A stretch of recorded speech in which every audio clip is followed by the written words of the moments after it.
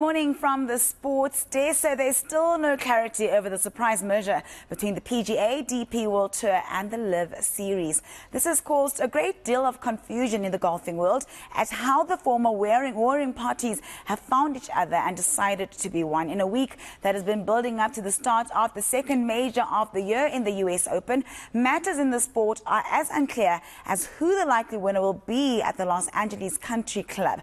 Joining us to talk all about this is Michael Vlismas. A very good morning to you, Michael. The last time we spoke, the news of the merger had just been announced, and there seems to be a lot of confusion in the golfing world as to how we got here, with PGA, DP World Tour and Live Series have moved from sworn enemies to being happy under the same umbrella. Is there any clarity as to what is happening?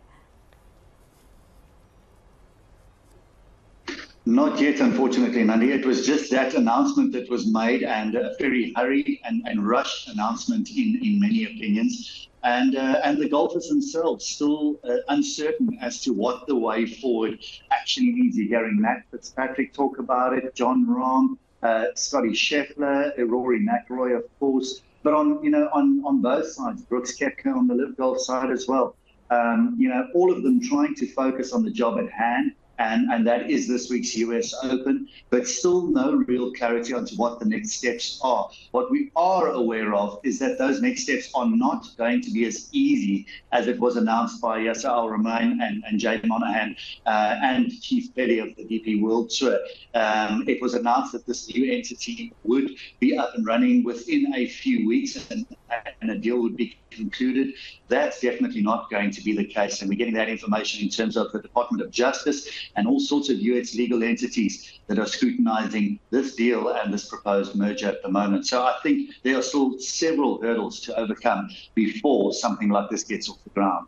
Yeah, and you mentioned the players who are still in the dark, but there are also issues like how the organizations will coexist and fulfill their obligations. I mean, if you look at something like just scheduling, there are bound to be some clashes when you're trying to have a Live event happening and a PGA Tour event happening. So a lot of clarity is still needed in terms of how it's all going to work.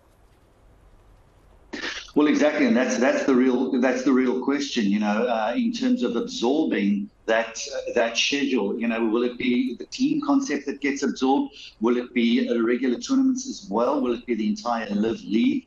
How will that work? All indications are that Live Golf, as we currently know it and understand it, may not exist going forward in that way.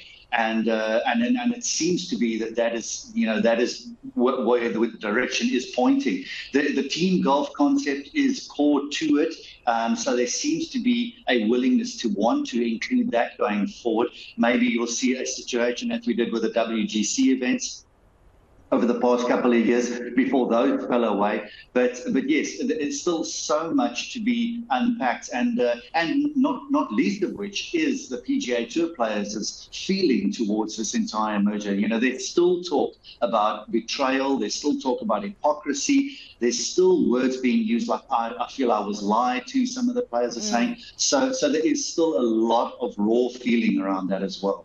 All right, let's not forget, Michael, that there is a major starting today. Who are the contenders for the title this year, and how is the merger likely to affect the US Open, if at all?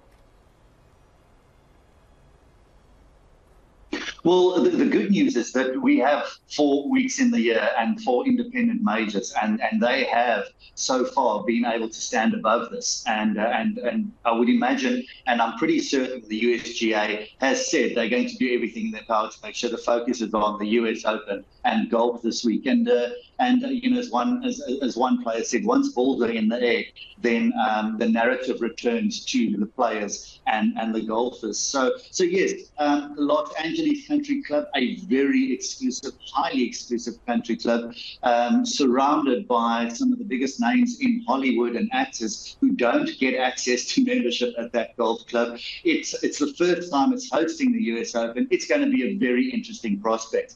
I'm looking towards players like Rahm, Scotty Scheffler, Koepka, of course, Jordan Spieth, fully fit again. I think it's a golf course that suits his game. It's wide in terms of the fairways, but deceptive because they really do run off quite steeply in certain areas. A lot of blind shots to the greens, some very long par threes, and of course US Open rough that you can certainly get lost in. So it's going to be a very interesting US Open, and of course the players are certainly not used to seeing. And just finally from me, Michael, I'm just thinking about the Sunshine Tour, and possibly they could be licking their lips at the news of the merger. Could it open opportunities for Live Series events to actually come to South Africa? What do you think? I think, anything is possible in the game at the moment. It really feels like, it's a blank slate and nobody knows where it's going to go next. Liv